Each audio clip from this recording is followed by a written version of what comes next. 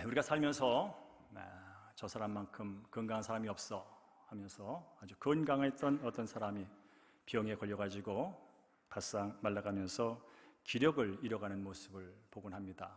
그때 마음이 안타깝죠. 그런가 하면 주변의 찬사를 받으면서 성공 가도를 갔던 어떤 사업가가 한순간에 몰락하는 모습을 보기도 합니다. 또한 잘 나가던 운동선수나 인기 절정이라는 연예인이 어떤 스캔들에 걸려서 한순간에 갑자기 무너지는 모습을 볼 때도 안타까운 마음, 허망한 생각을 가질 때가 있습니다. 그런가 하면 요즘 느끼는 감정 중 하나가 뭐냐면 한때 기도가 왕성하고 찬양이 우렁찼던 그 예배당들이 하나하나 영적인 힘을 잃어가며 자리가 비워지는 것을 바라볼 때 참으로 하나님께 죄송스럽고 또 가슴 아픈 일이 아닐 수가 없습니다. 성도님이 최근에 그래도 예수 전해야지 하면서 누군가 찾아가서 예수 믿고 구원받아 나와 함께 교회 다니자고 정중하게 권유를 했는데 예수는 무슨 얼어 죽을, 교회는 무슨 얼어 죽을, 그런 반응을 혹시 경험하지는 않았습니까? 그 사람이 직접적으로 교회는 무슨 얼어 죽을, 예수는 무슨 얼어 죽을, 예수 그렇게 말은 안 할지라도 그런 정도로 지금 이 세상은 교회를 바라보는 시선이, 예수 믿는 사람을 바라보는 시선이, 복음을 전하는 사람들을 바라보는 시선이 여기까지 와 있는 게 사실입니다. 예수는 무슨 얼어 죽을, 교회는 무슨 얼어 죽을. 자, 여기서 이제 우리는 스스로에게 질문을 해봅니다. 성도님이 지금 예수 믿고 구원받은 사람으로 예배를 드리고 한날 한날 거룩한 백성으로 삶을 살아가고 있다면 성도님은 그리스도인으로서 어떤 자긍심과 확신을 가지고 한날 한날 살고 계십니까? 성도님이 지금 예수의 몸된 교회의 지체라면 지금 교회 공동체를 바라보면서 어떤 기대와 어떤 희망과 어떤 나의 지체로서의 의미와 책임감을 느끼며 살고 있으십니까? 혹시 더 깊은 질문 하나 해드리겠습니다. 여러분이 여러분의 믿음의 상태, 신앙의 모습을 바라보면서 또한 현재 한국교회 아니 내가 다니는 교회가 처한 어떤 모습을 바라보면서 가슴이 찢어지는 아픔을 느낀 적이 있으십니까?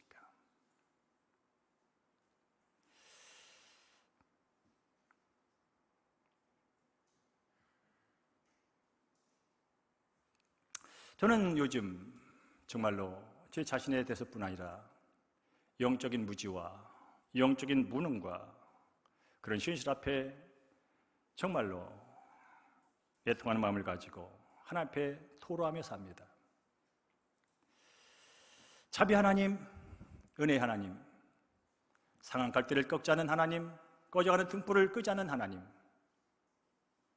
저를 불쌍히 여겨 주십시오.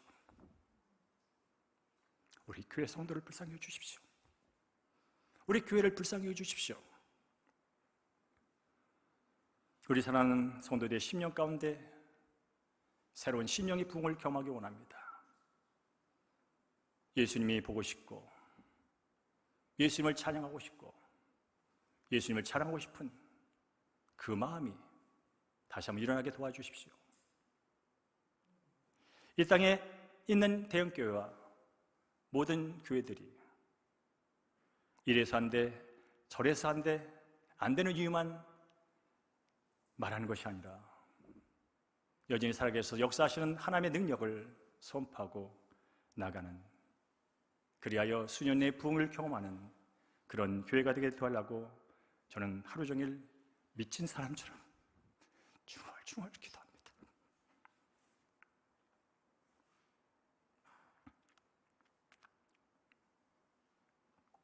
이제 우리는 다시 살아나야 합니다. 성령의 능력으로, 예수님의 권세로 우리는 다시 활기를 찾아야 합니다. 예수 그리스도의 십자가의 복음과 부활의 능력의 복음으로 우리는 당당히 나가 내 삶에 처한 곳에서 예수 그리스도를 자랑하고 하나님 없이 영원히 죽음을 향해 가는 그 인생들을 향하여 교회는 무슨 얼어 죽을, 예수는 무슨 얼어 죽을, 그런 영혼들에게 그래도 예수밖에 희망이 없다고 말해야 합니다. 그래도 예수가 여러분의 남은 인생, 영원한 인생을 당신 앞에 주면은 그 희망인 것을 말해줘야 합니다. 오늘 저는 부흥이라는 키워드를 가지고 말씀을 인절 시작합니다.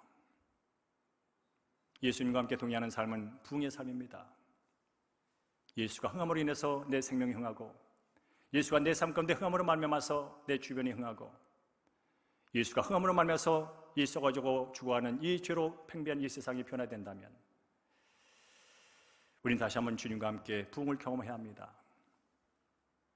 영적인 힘을 잃고 침체에 빠진 나의 심령을 되돌아봐야 합니다. 그리고 교회 공동체가 다시 말씀 안에 성령 안에서 회복되고 살아날 수 있는 길을 위하여 우리는 몸부림쳐야 합니다. 그렇다면 어떻게 깨우며 어떻게 부흥케 할 수 있을까요? 오늘 예수님께서 베드로와 야고보, 요한과 함께 따로 높은 산에 올라가셔서 기도를 하셨습니다. 그런데 여러분 아는 것처럼 그곳에서 예수님의 얼굴이 변형되는, 그야말로 하나님의 영광의 광채, 본체 형상의 모습을 예수님께서 경험합니다. 하나님이 임재하신 것이죠. 그 모습을 보고 제자들은 베드로를 말합니다. 여기 초막셋을 짓고 여기 그 영광 가운데 영원히 살면 안 되겠냐고. 그 예수님은 아니다라고 말합니다. 우리만의 영광이 아니라 저 밑바닥에서 죄 가운데 죽어가는 사람들에게 하나님의 영광을 빛을 비추게 오신 예수님께서는 그 영광을 뒤로하고 산을 내려오십니다. 내려왔을 때 많은 사람들이 모여 있습니다. 웅성웅성 변론을 하고 있습니다. 봤더니 베드로, 야고보, 요한 아닌 다른 제자들, 또 그 밖에 제자들과 함께 다른 서기관들이 변론하는 거예요. 예수님 보자마자 사람들이 우르르 몰려옵니다. 그때 예수님이 말씀하죠. 무슨 일이냐? 무엇을 변론하고 있느냐? 그때 한 아버지가 예수님 앞에 와서는 이렇게 말을 합니다. 예수님, 저기 곳골아져 거품을 물고 있는 저 아이가 제 아들입니다.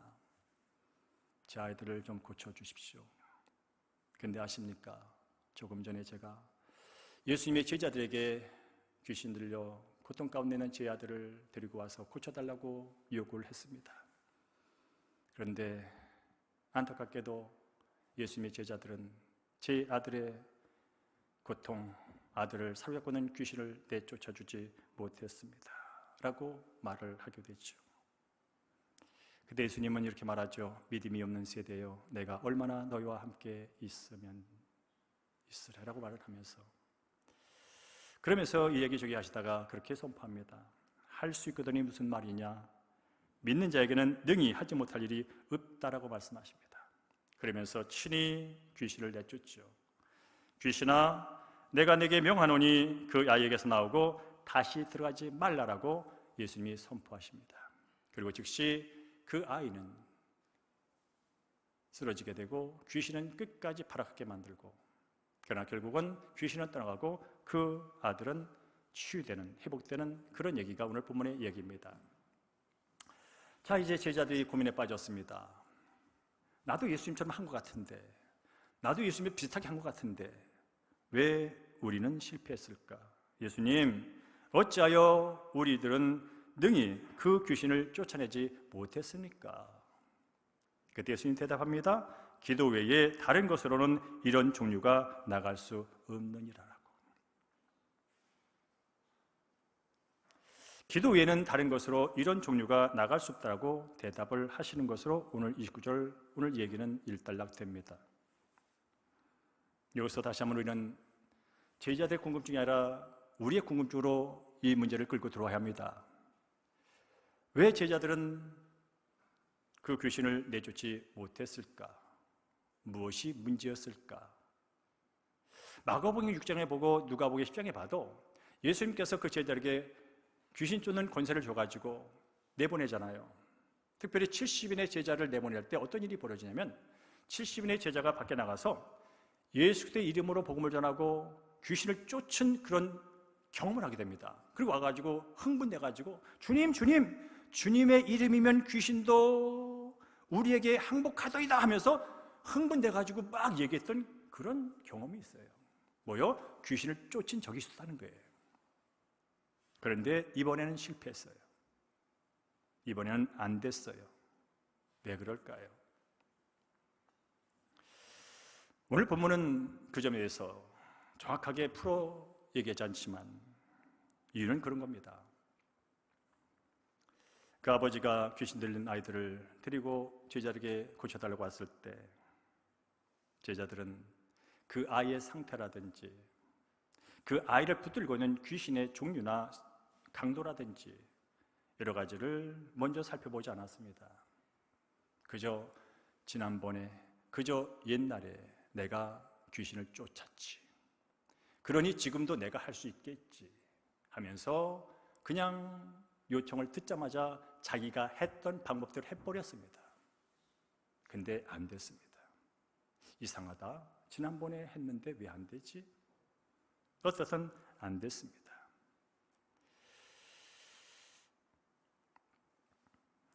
예수님이 하신 말씀을 통해서 그 이유를 좀 더 깊이 들어가 보겠습니다. 기도 외에는 다른 것으로는 이런 종류가 나갈 수 없느니라. 그렇구나. 이 제자들이 귀신을 내쫓으려고 애는 썼지만 애쓰기 전에 하나님께 기도하지 않았구나. 기도 없이 옛날에 한번 했던 그 경험, 한번 맛봤던 그 자신감, 한번 맛봤던 승리, 자기 방법, 그거를 갖고 또 여기에 그냥 냅다 했구나. 기도 없이 스스로 나도 할 수 있어 해봤던 것이구나. 그런 결론에 이르게 됩니다. 특별히 이런 종류가 나갈 수 없다라고 예수님이 말씀합니다. 이런 종류, 여러분 아시죠? 귀신의 세계도 등급이 있고 위계 질서가 있고 귀신의 종류가 다양합니다. 귀신의 대장은 사탄 마귀입니다. 그러나 귀신은 천차만별입니다. 말 못하게 하는 귀신도 있고, 못 듣게 하는 귀신도 있고, 욕하게 하는 귀신도 있고, 쌈박질하는 귀신도 있고, 별의별 귀신이 다 있습니다. 그리고 귀신도 등급이 있어서 강한 게 있고 약한 게 있습니다. 제자들은 이것을 살펴보지 못했습니다. 이것을 어떻게 하냐면 예수님께서 이 귀신을 내쫓는 과정을 살펴보면 압니다. 예수님은요, 과정 없이 그저 냅다 해도 돼요. 그분은 이미 모든 권세를 가신 분이기 때문에 과정을 거치지 않고 귀신아 떠나가! 하면 떠나가요. 그런데 오늘 성경 보니까 이렇게 합니다. 21절에 예수께서 아버지에게 물으시되 언제부터 이렇게 되었느냐 물어보십니다. 예수님은 안 물어봐도 됩니다. 근데 물어보십니다. 언제부터 이 네 아들이 이런 고통 가운데 있었니? 언제부터 이렇게 아팠니? 우리 의사가 선생님 계시지만 그 질병의 시간은 중요합니다. 질병이 오래됐으면 그만큼 고통과 아픔이 큰 겁니다. 나을 가능성도 희박한 겁니다. 언제부터 그랬어? 어려서부터, 아 그랬구나. 어려서부터 지금까지 그랬다고? 고생이 많았겠네. 아버지 네 마음도 많이 아팠겠네. 어제부터 아픈 것도 아니고 수년 동안 이런 아들을 본 네 심정도, 아버지 심정도 참으로 힘들었겠네. 예수님은 다 그걸 살펴보는 거예요. 그러면서 예수님은 이 귀신이 어떤 귀신인지를 살펴보셨습니다. 예수님은 내쫓을 때 이렇게 내쫓죠. 귀신하라고 말하지 않습니다. 말 못하고 못 듣는 귀신아 말합니다. 지금 이 아이를 넘어뜨리고 하는 이 귀신이 말 못하게 하는 귀신이구나.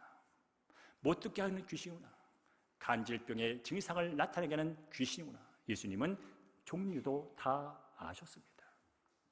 여러분, 병이 걸리면요, 처방을 하려면요, 그 원인과 그걸 잘 아셔야 됩니다. 배가 아픈데 귀 아픈 약 먹이면 안 됩니다. 손이 아픈데 무릎 아픈 약 먹이면 안 됩니다. 마찬가지로 우리 내 안에 들어와 있는 여러 가지 영적인 질병이 있을 때 우리는 이 질병의 원인을 알아야 합니다. 그리고 이 질병의 원인이 얼마나 오래됐는지 봐야 합니다. 지금 우리 사랑하는 성도들 가운데 영적인 침체의 질병에 빠진 분들이 많습니다. 이 땅에 많은 사람들, 전 인구의 5명 중에 1명이 우울의 감정에 빠져 있답니다. 예수를 믿든 안 믿든 5명 중에 1명이 지금 우울 감정에 매여 있답니다. 우울증 환자에게 여러분 소화제 먹이면 안 됩니다. 중요한 것은 그 질병이 뭐냐는 걸 아는 게 중요합니다. 자, 내가 영적으로 침체했다면 그 영적 침체의 원인이 뭘까? 그리고 이 침체는 언제부터 시작됐는가? 코로나가 올 때 2년 반 전부터 시작된 것이냐? 아니면 코로나가 오기 전에 5년 전부터 시작된 거냐? 아니, 코로나가 있은 후에 1년 지나서부터 시작된 거냐? 지금 한국교회와 한국교회 성도들이 지금 이 침체 속에서 놓여 있습니다. 침체의 증상이 뭔지 아십니까? 화가 난다는 것입니다. 속에 분노가 있다는 것입니다. 모든 게 못마땅하다는 것입니다. 사랑하는 그리스도인들이여, 사랑하는 대형 성도들이여, 지금 여러분 마음속에 여러분의 감정을 붙잡고 있는 것이 무엇입니까? 예수의 생명입니까? 예수의 기쁨입니까? 예수의 평강입니까? 예수의 용서입니까? 예수의 배려입니까? 예수의 용납입니까? 원수 사랑하는 그 마음입니까? 아니면 적을 만들어 놓고 그놈을 욕하고 싸잡아잡고 하면서 스스로 만족하는 그 상태에 놓여 있습니까? 여러분, 내 마음속에 있는 영적인 침체의 원인을 아셨다면 내 스스로 해결하지 못합니다. 나 옛날에 성경을 100번 읽었어. 나 옛날에 성령의 기름 부심을 받은 적이 있어. 나 그때 기도할 때 뒤로 넘어진 적이 있어. 와우! 옛날 것으로 지금 여러분의 침체를 해결할 수 없습니다. 지금 내가 왜인지를 정확하게 진단하셔야 한다는 말입니다. 어쩌면 옛날 것보다 지금 더 깊은 침체, 악한 영에 눌려있을지도 모릅니다. 옛날 것 같고 안 됩니다. 그래서 예수님 말합니다. 기도 외에는 이런 종류가 안 나간다고. 기도 외에는. 무슨 얘기냐면 내 안에 영적인 침체가 왔고 공동체 안에 영적인 침체가 왔다면 우리의 노력으로 되지 않습니다. 우리 열심으로 되지 않습니다. 우리 결단으로 되지 않습니다. 3일 지나서 다시 죄책감만 가질 뿐입니다. 다시 패배주의에 빠질 뿐입니다. 기도 외에는 이라는 거예요. 그게 무슨 말일까요? 하나님이 하셔야 된다는 거예요. 그게 무슨 말이에요? 하나님 대신 하시면 된다는 뜻이에요. 자, 잠시 우리 신앙생활과 교회를 다시 한번 돌아보기를 원합니다. 오늘은 부흥 시리즈 첫날입니다. 오늘은 문제제기 중심으로 설교를 이끌고 갈 겁니다. 해답보다는 문제를 다시 한번 돌아보겠습니다. 문제를 지적하기 위해서 문제를 하는 것이 아니라 우리가 제대로 진단하고 치료받고 다시 부흥의 그 놀라운 은혜를 경험하기 위하여 우리를 돌아봐야 합니다. 회개를 하려면 무엇을 회개한지를 알아야 회개를 하지 않습니까? 교회는 여전히 예배가 있습니다. 여전히 양육이 있습니다. 여전히 전도가 있습니다. 여전히 나름대로 모임도 있습니다. 그런데 사랑하는 성도님, 성도님의 지금 영적인 상태, 신령의 상태는 어떠신가요? 날마다 진보가 있으신가요? 예수를 닮아가는 그 닮아감이 기쁘신가요? 아니면 예수를 닮아가는 것이 율법주의적인 차원에서 힘드신가요? 예수 믿는 게 힘드신가요?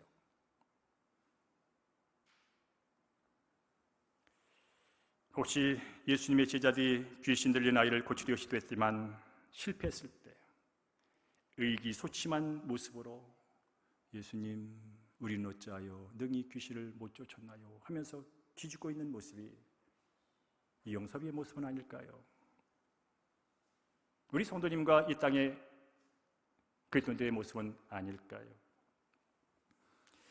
이 시간 우리 한번 손을 가슴에 얹고 우리 자신을 돌아보기를 원합니다. 의사 선생님들이 청진기를 대잖아요. 어디가 한번 보려고 손을 대고 생각해 보자고요. 나는 정말로 하나님을 창조주와 우주 만물을 다스리는 전지전능하신 하나님으로 믿고 있는가? 과거 말고 지금, 앞으로 말고 지금. 그래서 나는 하나님의 능력을 전적으로 신뢰하며 하나님의 말씀에 순종하며 열매에 맺어가는 그 열매를 기뻐하며 하나님을 찬양하는 그런 지금의 나인가? 예수님께서 십자가와 부활을 통해서 성취하신 구원의 사건이 내 죄와 관련 있는 것이 맞는가? 내가 하나님의 은혜로 예수를 믿음으로 하나님의 자녀가 되어서 영생을 누리는 그 기쁨 가운데 그 은혜가 너무나 커서 사건과 조건과 상황과 형편에 상관없이 내 속에서 이 기쁨이 넘쳐 감격이 스물스물 속에서 그냥 올라오는가? 한번 돌아보기를 원합니다. 왜냐하면 이것은 인간의 노력으로 할 수 없습니다. 종교심으로 할 수 없습니다. 교회 봉사로 할 수 있는 게 아닙니다. 남보다 열심히 뭘 해서 되는 게 아닙니다. 그분의 생명, 그분의 성령, 그분의 임재, 그분의 은혜만이 할 수 있기 때문에 그렇습니다. 나는 지금 그 은혜를 사모하며 그 은혜 안에 있느냐를 돌아보자는 거예요. 내가 지금 예배를 드린다, 내가 헌금을 했다, 내가 봉사를 했다, 그거 말고 그건 중요한 일이지요. 그러나 그 모든 것은 은혜의 결과예요. 하나님의 사랑에 대한 나의 자발적인 상황인 것이 모습이지 그 자체가 목적이나 어떤 구원의 조건은 되지 않습니다. 그렇다면 나는 지금 이 예배를 드리는 이 순간 내 마음과 내 머리와 내 생각은 지금 어디에 집중되어 있는가? 최소한 이 시간만이라도 나의 생명 되신 예수 그리스도, 나의 주인 되신 하나님께 내 모든 게 집중되어 있는가? 집중할 수 있는 그 영적인 능력이 내 안에 지금 존재하는가? 여전히 말씀을 듣지만 내 생각은 스마트폰에 가 있고 예배 끝나고 할 일에 가 있고 오기 전에 있었던 그 사건에 가 있고 오지도 않은 미래에 대한 두려움으로 가득 차 있다면 지금 나를 지배하고 있는 것은 무엇인가? 나는 도대체 무엇에 다스림을 받으며 살고 있는가? 예수가 내 주인이라고 말하는데 진정 내 주인께서는 나를 다스리고 있는가? 나는 그 주인 앞에 다스림을 받고 있는가? 저는 오늘 이것을 정말로 각자 돌아봤으면 좋겠습니다. 지금은 탈기독교 시대라고 말합니다. 이 세상은 온통 인간 중심의 사상, 철학, 주의, 시스템, 문화, 교육 모든 분야가 하나님을 부인하는 쪽으로 갑니다. 기독교를 적대시하는 분위기가 지금 급속도로 확산되고 있습니다. 국회에서는 지금 하나님의 창조 질서를 무시하는 법들이 제정되고 있고 또 많은 이단과 미신들은 우리도 종교다, 우리도 인정해달라고 법을 만들고 있다는 소문까지 들리고 있습니다. 그리고 이 땅에 많은 사람들은 이제 그런 고민하지 않습니다. 인생 심각하게 살 일이 뭐 있냐? 인생이 뭔지, 어디서 왔다 어디로 가는지, 죽은 다음에 뭐가 있는지 뭔 상관이냐? 뭐가 진리고 뭐가 가치인지 그게 뭔 상관이냐? 내 마음대로 나 편하게 살면 되는 것이지. 잘 먹고 잘 즐기다가 가면 되는 것이지. 이게 바로 이 시대를 붙들고 있는 가치입니다.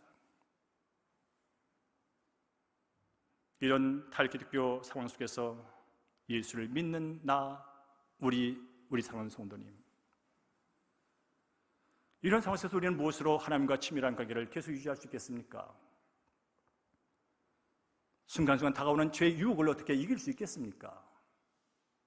아니, 빛과 소금이 되라고 하신 그 주의 말씀에 순종하여 선한 영향력을 어떻게 세상에 보일 수 있습니까?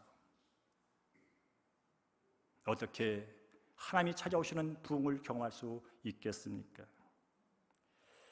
저는 이 시간 여러 가지 프로그램적인 얘기를 하지 않겠습니다. 예수님이 하신 얘기로 결론을 내길 원합니다. 29절을 제가 다시 읽습니다. 기도 외에는 다른 것으로는 이런 종류가 나갈 수 없느니라. 기도 외에는 이런 종류, 하나님을 대적하는 모든 사상, 이런 종류, 하나님을 무시하는 종교 단주의 이런 종류, 동성애가 맞다고 법으로 만들자고 하는 이런 종류, 우측에서든지 좌측에서든지 한쪽에 서라고 하는 이런 종류,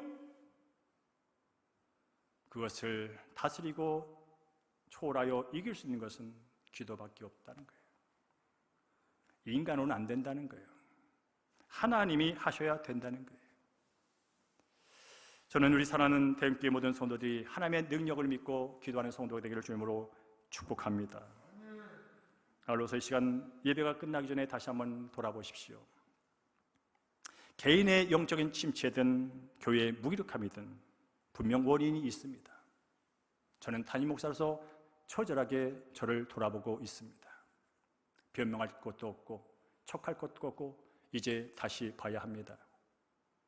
모든 것은 원인이 있습니다. 그러나 그 원인은 인간에게서 찾으면 안 됩니다. 하나님과 관계 속에서, 말씀 안에서 찾아야 합니다.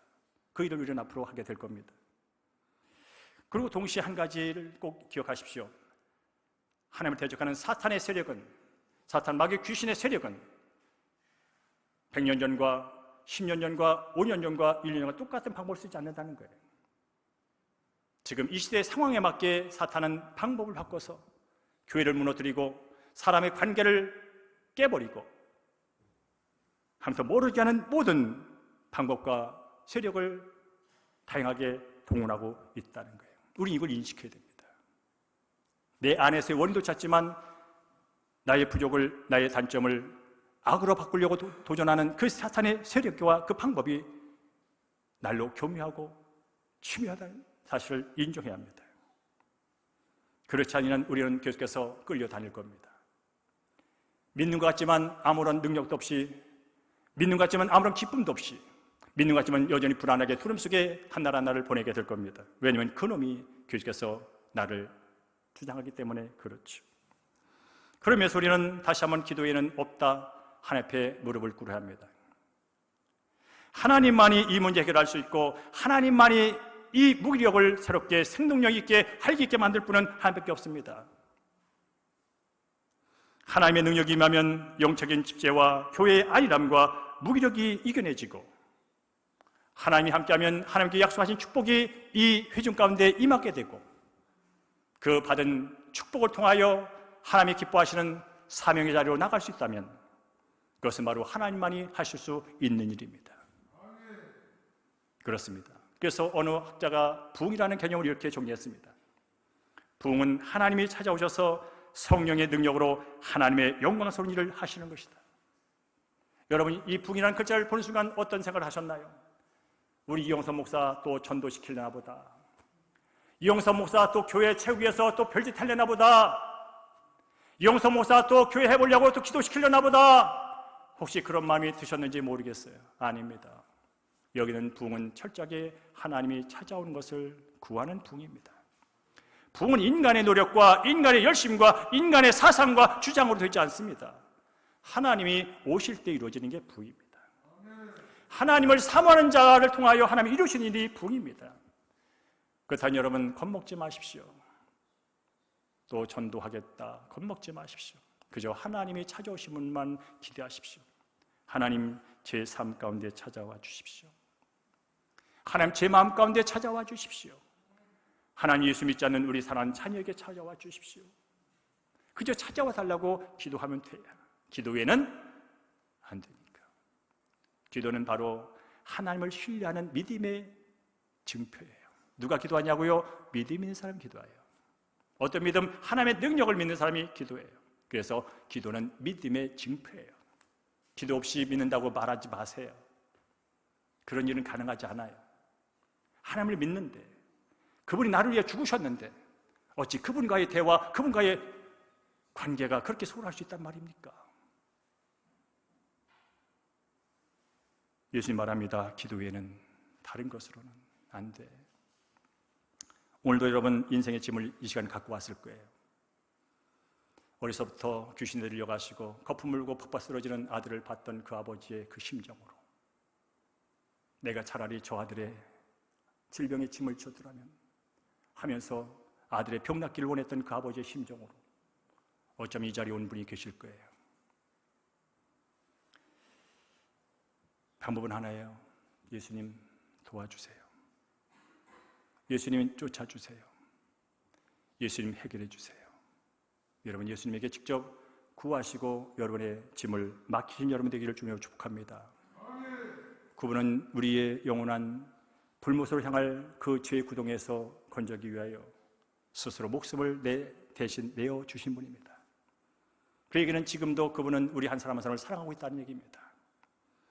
그분은 여전히 그분의 이름을 구하면 모든 걸 시행하겠다고 기다리는 분입니다. 그분은 생명이시고 기쁨이시고 평안이십니다. 무엇보다 능력이십니다. 힘드십니까? 능력이 필요하십니까? 모든 것에 능력 되신 하나님을 구하는 여러분에게를 주임으로 축원합니다. 자, 다시 한번 오른쪽을 보겠습니다. 따라할까요? 부흥. 성령의 바람 불어오니 기도의 돛을 놓을 자. 아멘. 자, 이 시간 여러분에게 간곡히 부탁합니다. 쉽게 설명해 드립니다.